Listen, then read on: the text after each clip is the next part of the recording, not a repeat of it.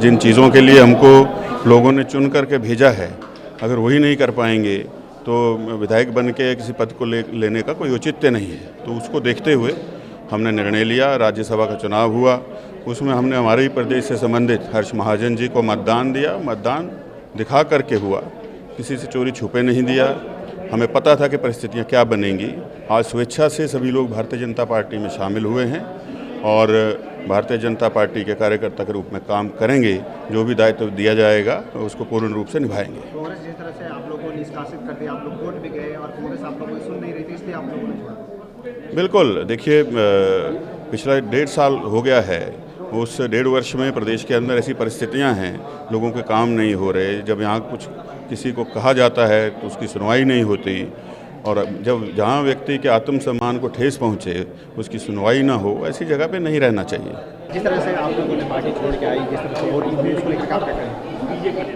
आज मोदी जी के नेतृत्व में पूरा देश आगे बढ़ रहा है और हम भी इस अपने हिमाचल के क्षेत्र, हिमाचल प्रदेश में हमारा जो प्रदेश है वो डेवलपमेंट के मामले में आगे बढ़े मोदी जी के नेतृत्व में, उस करके हमने आज कांग्रेस पार्टी छोड़ी है और भारतीय जनता पार्टी ज्वाइन की है। और किसी पद के लिए हमने ज्वाइन नहीं किया, हम कार्यकर्ता के रूप में काम करेंगे। हिमाचल में जिस तरह आप लोग कह रहे हैं कि कांग्रेस पार्टी आप लोगों को सुन नहीं रही थी, जो वादा करके आए थे वो निभा नहीं पा रहे थे, इसलिए आप लोगों को छोड़ा। इसमें तो कहने की बात ही नहीं रही कोई भी, क्योंकि प्रदेश अध्यक्ष उनकी आपके सामने जो कांग्रेस पार्टी के प्रदेश अध्यक्ष हैं उन्होंने कहा है कि यहाँ कार्यकर्ताओं को अनदेखी की जाती है, यहाँ जो चुने हुए प्रतिनिधि उनकी अनदेखी की जाती है। ये तो बताने वाली बात ही नहीं रही कोई भी। क्या हिमाचल की सरकार गिर जाएगा, ऐसा लगता है आपको आने वाले दिनों में? ये तो आने वाला वक्त तय। हिमाचल की सरकार तो जाएगी, ये तय जाएगी। अब ये कितना टाइम लेती है ये पता कोई नहीं, क्योंकि वहाँ आपने देखा। तो मैं सारी बातों की एक बात कर रहा हूँ कि पूरा देश मोदी जी के नेतृत्व में विकास की ओर आगे बढ़ रहा है, तो हम भी चाहते हैं कि हिमाचल भी आगे बढ़े, उसमें भी वहाँ ज़्यादा से ज़्यादा इंडस्ट्री लगे, हमारे लोगों को रोज़गार मिले। और हिमाचल सरकार के बारे में मैंने पहले भी कहा, ये तो मित्रों की सरकार थी और बहुत जल्दी जाएगी, ये तय है, ये जाएगी। हमने हिमाचलियत के लिए और अपने जितना भी हमें बजट आना है केंद्र से और हमारे अलग अलग विभागों से आना है, हिमाचल में 90% बजट हमारा केंद्र से आता है, इसलिए हमने वोटिंग करा। और लाहौल स्पीति के लिए खास तौर से हमने वोट करा कि वहाँ अनदेखी ना हो। और हर्ष महाजन जी ने हमें ये विश्वास दिलाया था कि हम जितना भी बजट है वो जाएगा हिमाचल प्रदेश में, इसलिए हमने वोट करा था। मगर दुर्भाग्यपूर्ण और दुख की बात ये है कि हमें अध्यक्ष ने बिना किसी कारण नोटिस दिए एकदम निष्कासित किया, जबकि हजारों लाखों लोगों के अरमान जुड़े हुए थे। उन्होंने हमें चुना था 5 साल के लिए, हमें निष्कासित किया गया और उस पर आरोप ये लगाया उन्होंने, गलत आरोप, कि हमने दल बदला है, जबकि ना हमने कहीं सदस्यता ग्रहण की थी, ना ही हमने कहीं पे किसी मंच पे किसी बड़े नेता ने हमें शामिल किया था, ना ही हमने खुद अनाउंस किया था। और दूसरा आरोप ये लगाया कि हम दोनों दिन वहाँ पर नहीं थे विधानसभा में, जबकि हम दोनों दिन हमारे हस्ताक्षर है और हमारे वहाँ पे हाजिरी लगी हुई है।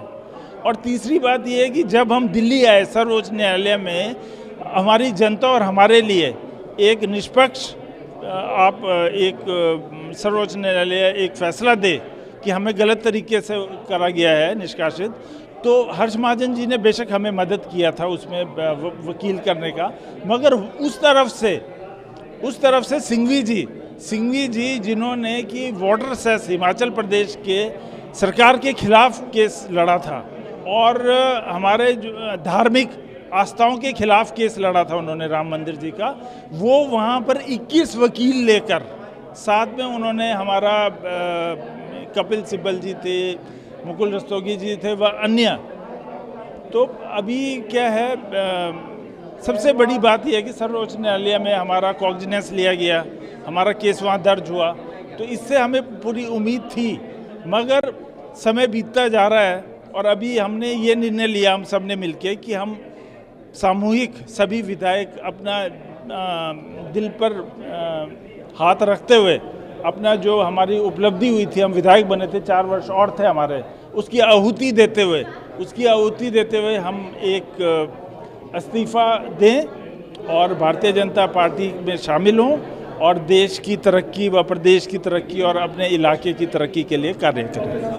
देखिए, मैंने अभी भी कहा है, मैंने पहले भी कहा है कि हिमाचल प्रदेश में कांग्रेस की सरकार बनी, प्रदेश की जनता के साथ कुछ वायदे हुए, कुछ गारंटियां दी गई, ना तो गारंटियाँ पूरी हो रही हैं। लोग हमें पूछते हैं कि आपकी पार्टी ने ऐसे ऐसे वायदे किए हैं, वो वायदों का क्या हो रहा है। नौजवानों को नौकरियां नहीं मिल रही हैं, जिन्होंने पेपर दे रखे हैं उनकी भी नौकरियां होल्ड कर ली हैं। इसके अलावा हिमाचल प्रदेश के जो मुख्यमंत्री हैं वो तनाशा बन गए थे और हमेशा जलील करते थे।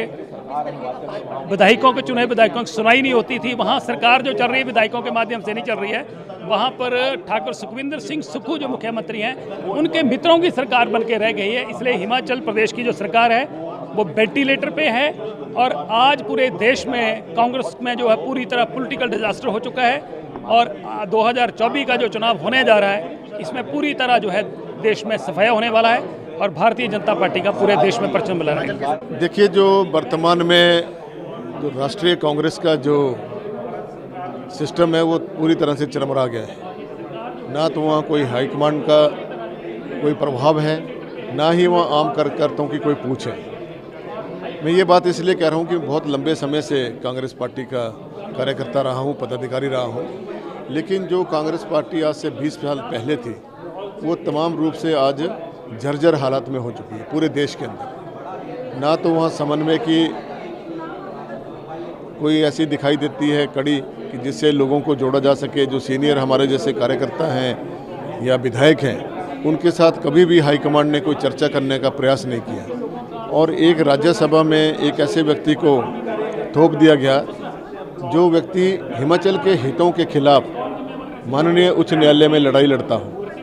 और यही कारण था कि उनके प्रति जो है जनता के बीच में बहुत रोष था और उस रोष को हमने मद्देनजर रखते जो है हिमाचल प्रदेश के ही व्यक्ति को राज्यसभा में भेजने में उचित कदम उठाए।